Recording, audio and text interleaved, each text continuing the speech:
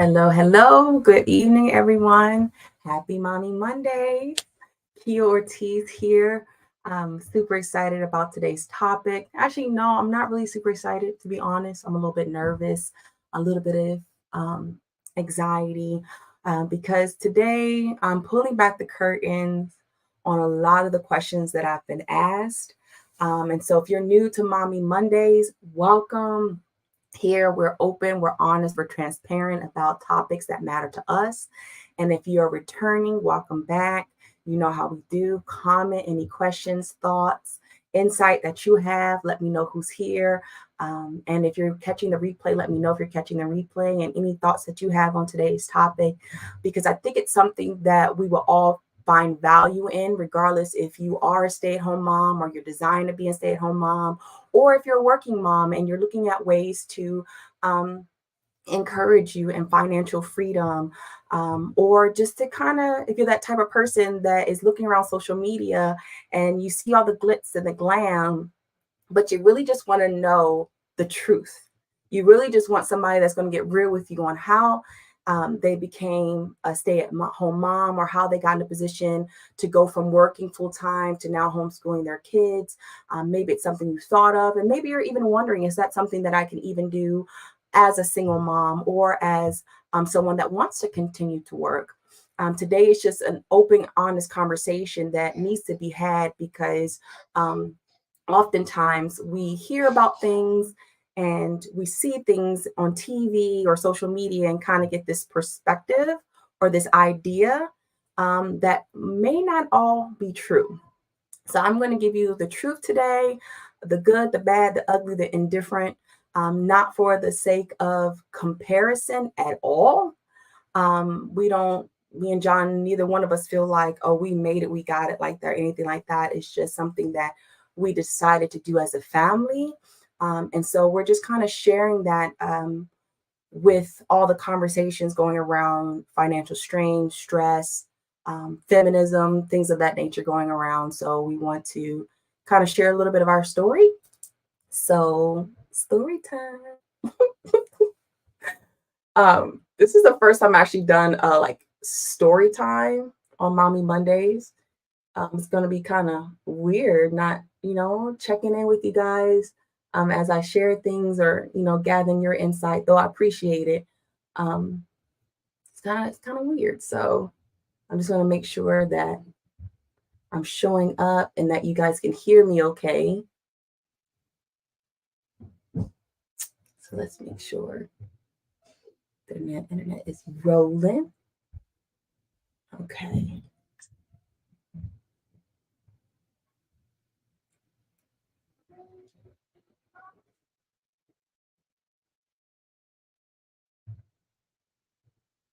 There we go.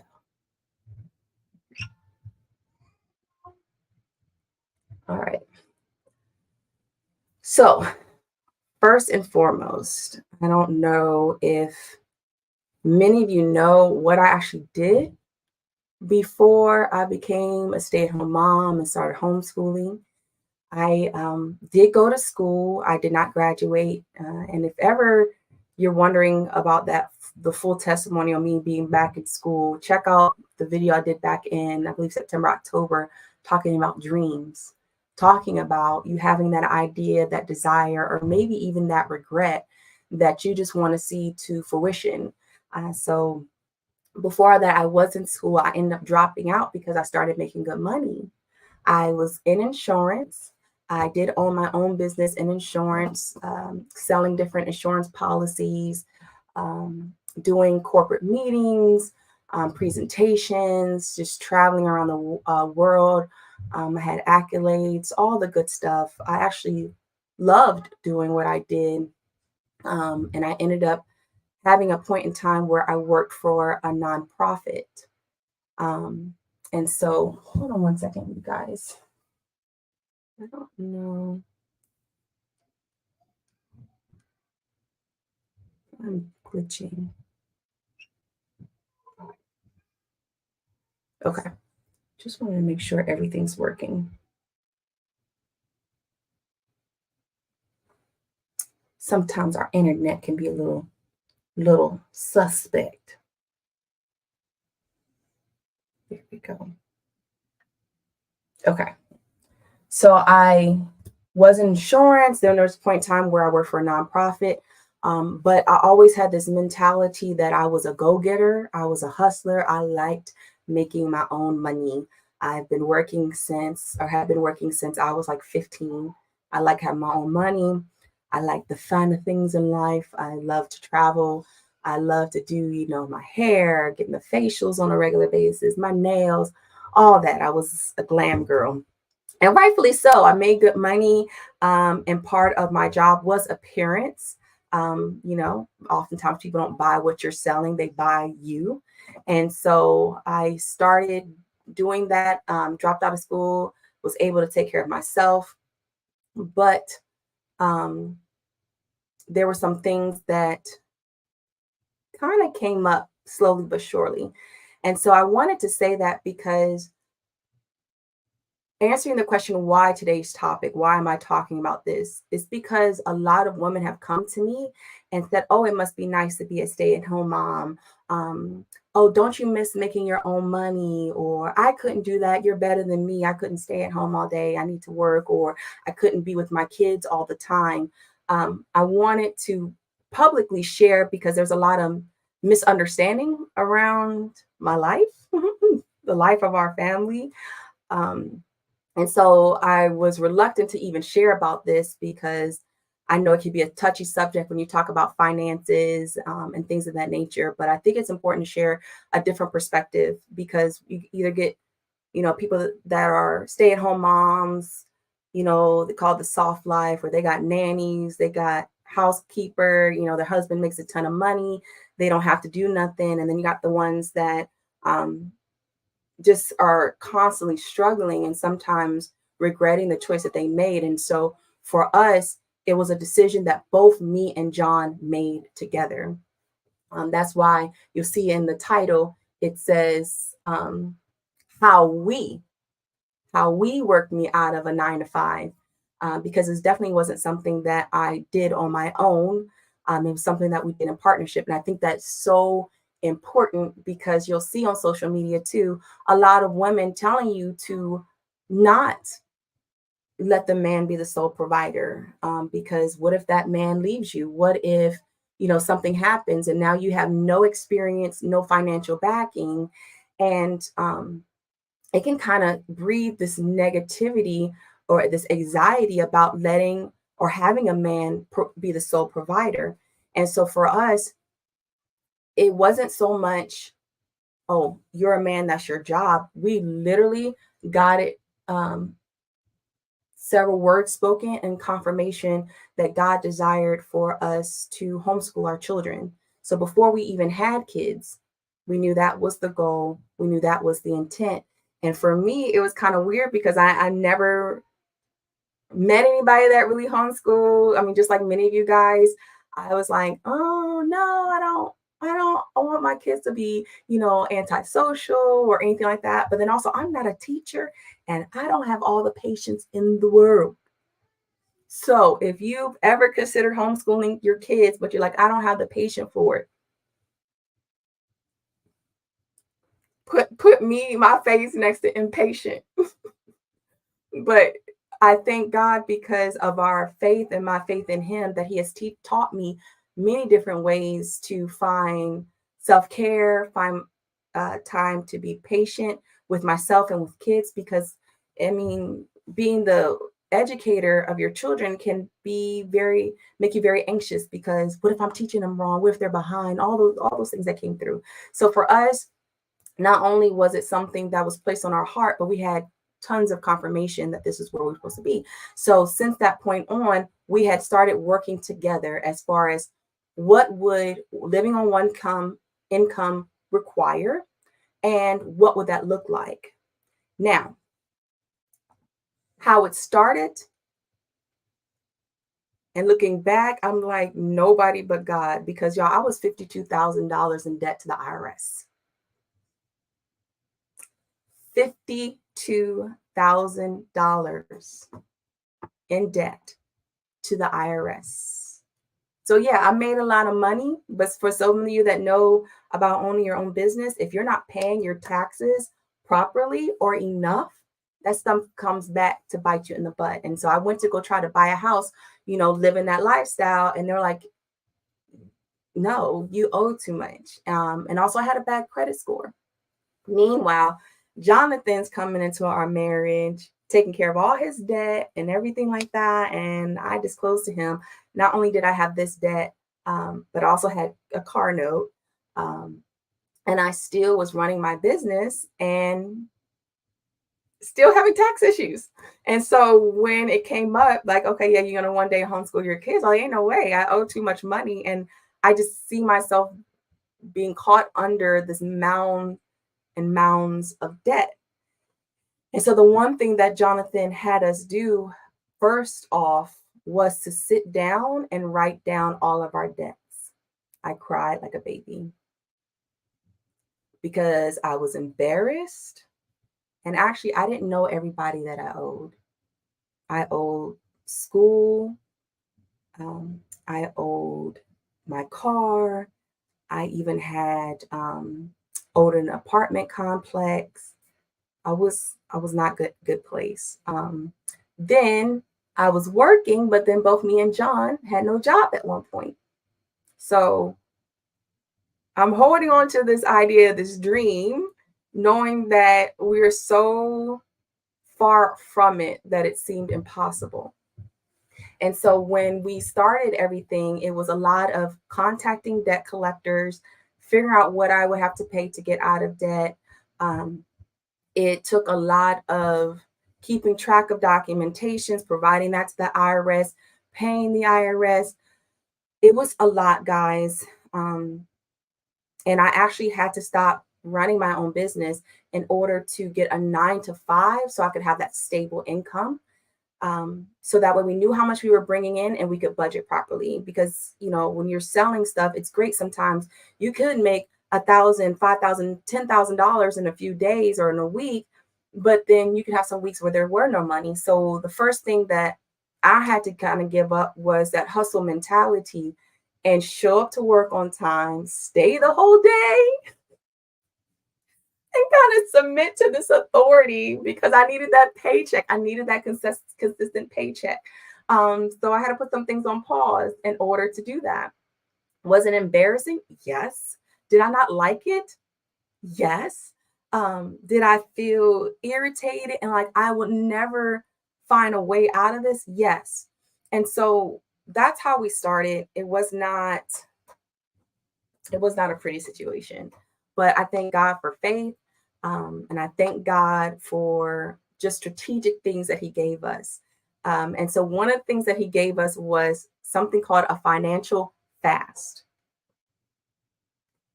A financial fast.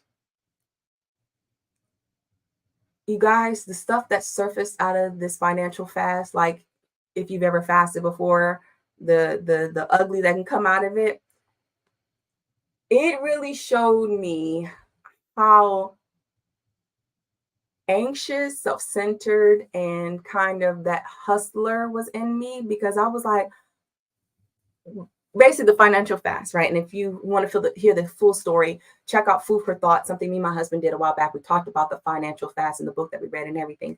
But basically, you had to get your budget, okay? Go to the bank, get cash for everything. You had to go get cash, and whatever that, and you had to put them in envelopes. So you write on your thing, like for example, grocery, your envelope. You get cash, whatever you said grocery was, that was the only cash in that envelope. Same gas, um, our insurances, whatever we had, you only had cash and you can pay. You could only pay out of that envelope, and it only got replenished with per paycheck or per month, however way that you did it. But that's what we agreed. Me and Jonathan agreed to do. And of course, I'm like, oh yes, bet. I can't wait to get out of that. I can't da da da until I wanted grape jelly. Y'all, grape jelly almost took me out of here. I wanted grape jelly, and we only had strawberry jelly. Big ups to my peoples that like grape jelly. But I wanted grape jelly on my toast. I did not want strawberry. And so I went into the little grocery envelope and we had no money. So I took it upon myself to go get me some grape jelly. And needless to say, we had an interesting conversation because I agreed. I made a decision. We made a decision that this is what we're going to do to get ourselves out of debt or figure out, make this change in our lifestyle. And grape jelly was the thing that almost took me out. And so it wasn't so much about the grape jelly, but it made me come to face with the mentality that I'm I want things my way and I didn't want to be uncomfortable. And I think that really surfaced because with our whole journey of coming out of debt and me being a stay-at-home mom, there's a lot of stuff that I learned early on that's helping me now. Like if we don't have it because we decided that that's what we wanted to do, then that's it. And it really showed me how like this mentality was poisoning my goals and the goals that we have for our family. And so, though that was a painful experience, I'm glad now because fast forward with some stuff I might want or might see, my first thing I'm about to get it. It don't matter, that we ain't got the money, in the envelope. It's I want it and I want it now. And that was a habit that had to break in that fast. And so I'm really grateful. And if you want to know more about that fast, hit me up. And I could tell you more, but it really, really helped us. It was 30 days. We came out of it with more understanding and more um, under self-awareness. And so that really helped out a lot. And so with that, we were able to get me out of that, get us, because that was one thing me and John agreed on. It's everything is ours together. Debt, good, bad, ugly is ours together. So we were able to get out of that $52,000 debt to the IRS. We were able to get the one car I owed. We got to pay that off, and some other things we were able to do, being aware that our main goal was for me to stop working and to take care of our children. And again, all this started before we even had kids. And if you know my story, I didn't even know if I could have kids. So we've been married now for 10 years.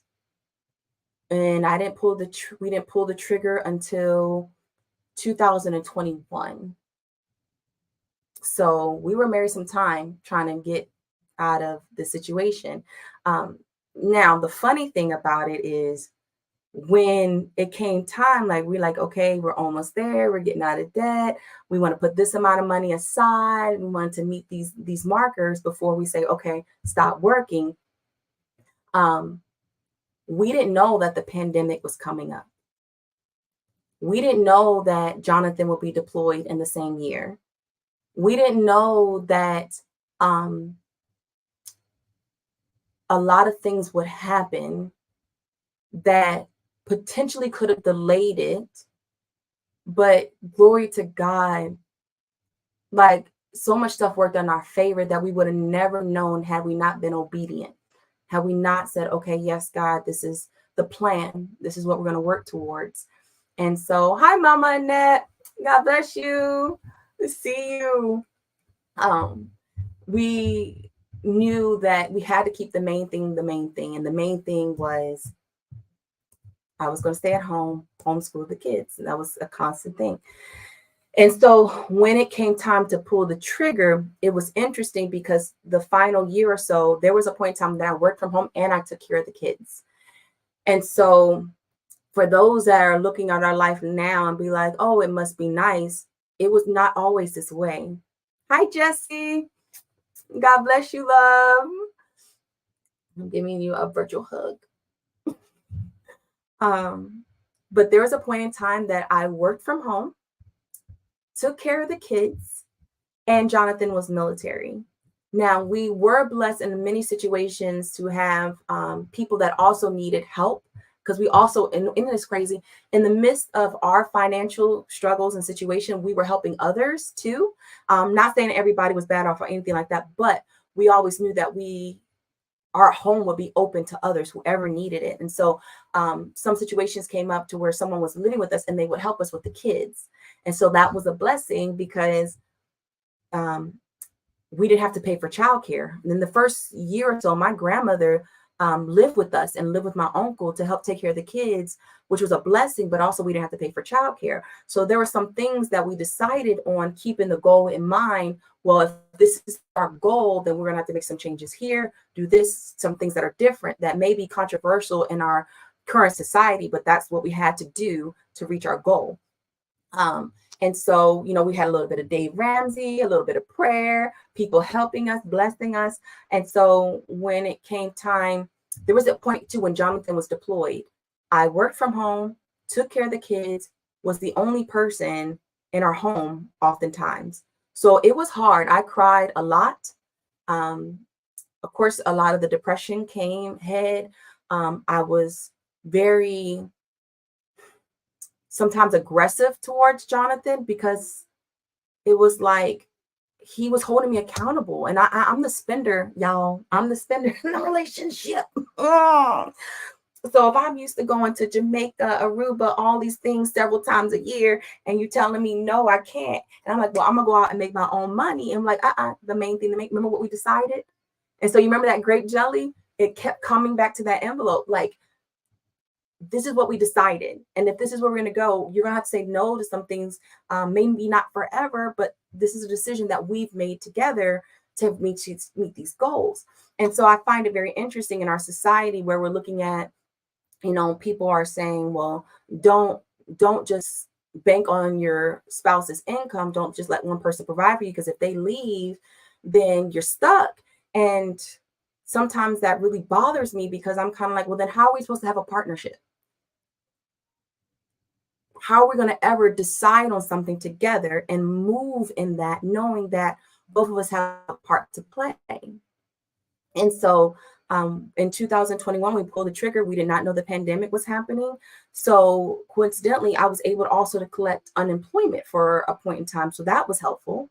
Um, Also, before that, I remember Jonathan coming home and he's like, look, I know we have a nice car. We had a nice car. It was the Hyundai.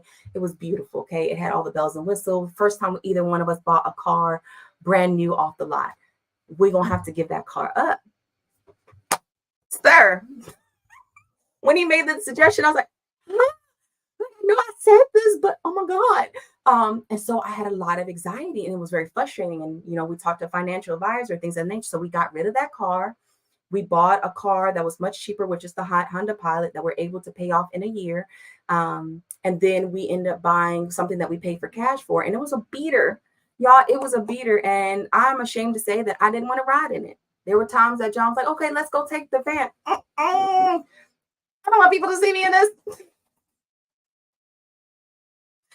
I know it's shallow, but some of the sacrifices we had to make, it was uncomfortable, especially with my idea of what I I thought I wanted. And so we made some changes, paid off the debt, pulled the trigger in 2021. That's when we started homeschooling the kids. Was I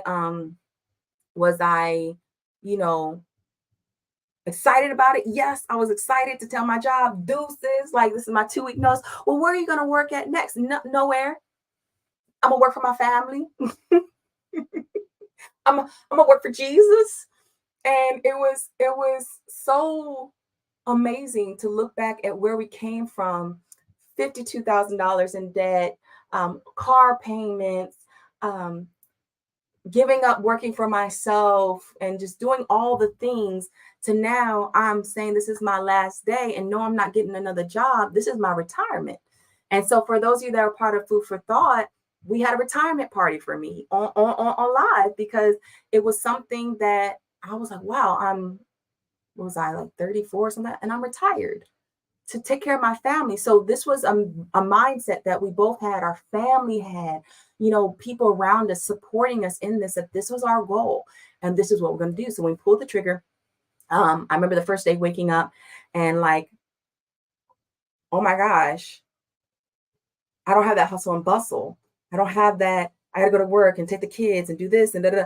It was crazy. And it took at least 6 months for me to stop feeling that anxiety, like I missed something or I'm falling behind or I got to go to work. It took a while, and it kind of showed me how ingrained working is for us, that even when we don't have to work, we can feel anxious. And so I dealt with that for quite some time. I also dealt with feeling like I wasn't contributing to our family. There was a lot of shame after that. And you would think this was the goal, this was the life, right?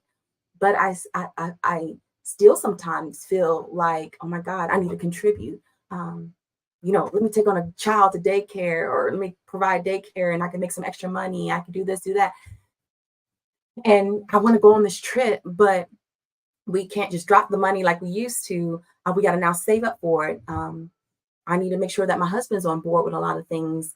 And so that was something to deal with. And then also, I mean, I'll be honest, being on social media, sometimes I want to look the part. I want to wear the latest and greatest. And I want my kids, to be in that $1,000 bassinet where it can rock itself and all that kind of stuff. But if I was going to keep the main thing, I got to rock that sucker. And so it's a lot of things that are uncomfortable. But when I look at the overall picture, that this is what's best for our family, you know what I mean? Like it works. And so that was an interesting thing to kind of get out of that mindset on. Now I'm not working anymore. What does that look like? What does that sound like? And so I thank God, because now, fast forward, we are now 2024. I'm still not um, employed in the traditional sense. I work for the Lord. That's how Mommy Mondays, I'm able to put energy in this, still homeschooling our kids. You guys know Jonathan's in the Air Force. He travels a lot. Um, and so it's interesting because a few years back, he won Airman of the Year.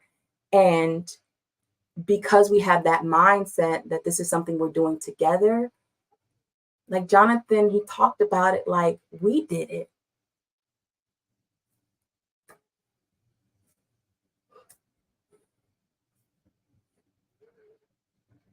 We did it.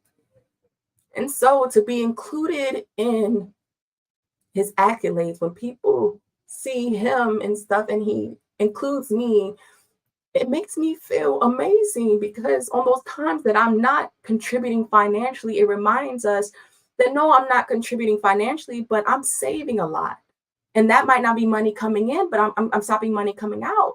Um, Being frugal with our time, being frugal with, making all of our meals at home.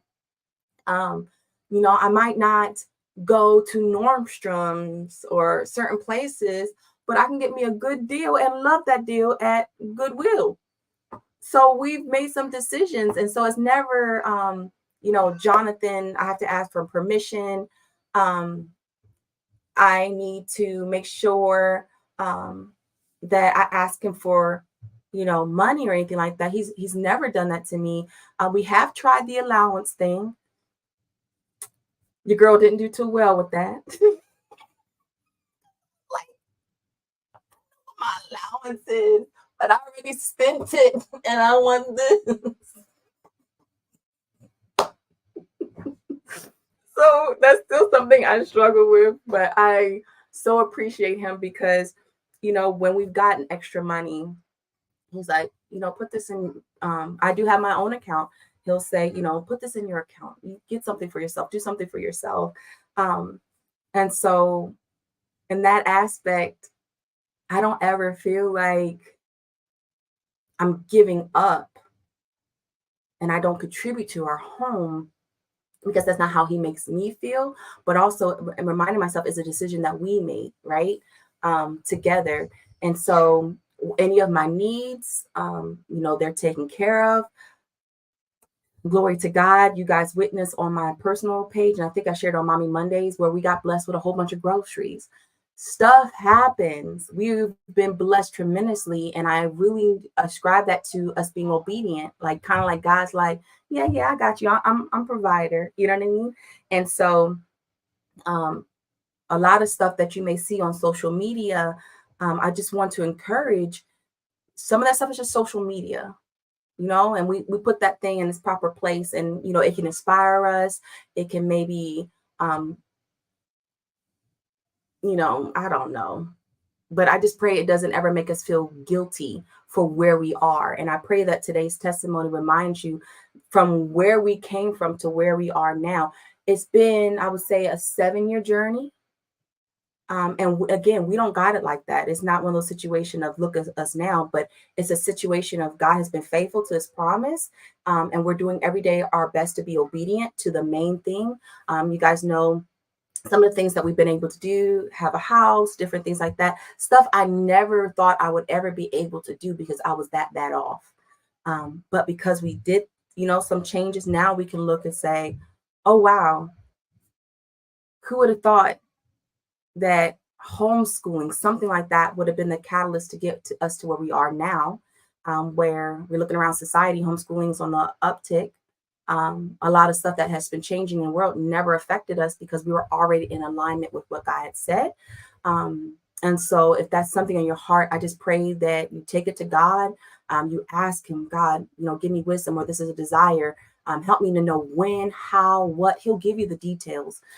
So now, you know, I travel less, but I still enjoy a lot of different things. We have staycations. I might not be in Aruba, but we have staycations. Me and Jonathan, we've gone to different places together. So we're still, I didn't forget the things that I enjoy. I just had to make some adjustments. So instead of getting up my nails done every 2 weeks, now it may vary, or I do it myself. And I love doing it myself. My hair. I went the first time I went and got my hair colored blue and cut, it cost us $300. And so we're like, okay, we like the haircut, but what can we do? So I learned. And, we maybe not do that all the time, but we always have products in the house. Any products I need, is it in the budget? Okay, I might have to save for whatever the case may be, or go to my fund that, is set aside, and do it that way. So a lot of stuff has happened. And again, if you want to know more details or some specific questions, please hit me up. I want to encourage anybody that's looking at this lifestyle and just want some more details. I want you to know it is possible, even in this modern world, the society where it kind of looks like we're all financially struggling. We're all going to have to pick our hard. You know what I mean? But I just want to remind myself too that it's possible, and keeping the main thing, our goal, has helped out tremendously. So that's that. That's all I have for you guys today. Continue to keep each other encouraged, and stay away from assuming people's situation just because of what you may see. I even had some people said to me recently, uh, like, I could never do what you do. I struggle, just being with my kids on the weekend, and just want to remind you that this is, I don't feel like being a home is my job. I don't feel like I'm working, though the work ethic that I had back, when I worked, has helped out tremendously. You guys know my schedule. The work ethic is still there. Like, I'm still researching, I'm still figuring out the things. How can I save money? What can we do? So I'm always still doing that. But I want to submit to those people, like, think about it. If you were at work all the time, you must be good at your job.